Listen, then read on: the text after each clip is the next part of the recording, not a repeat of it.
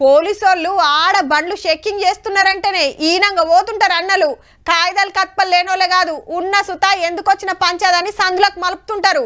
ఒకళ్ళ చూసుకోకుండా పోయి షిక్కిరా అంటే మస్తు బుగులు పడతారు, ఏమంటారో అని. కాయిదాలు చూపించినాక ఎటు పోతురు, ఏడికెళ్ళొస్తురు, ఏం పని చేస్తారని వివరాలు అడిగి కరెస్ట్ అనిపిస్తే పంపిస్తారు.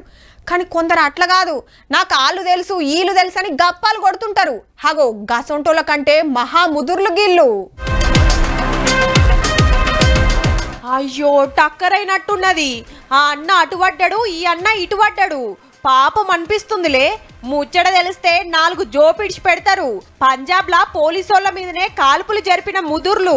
మందిని దోసుడు, ధమ్కీలిచ్చుడు, డ్రగ్స్ సప్లై చేసుడు మనోళ్ళ డ్యూటీ.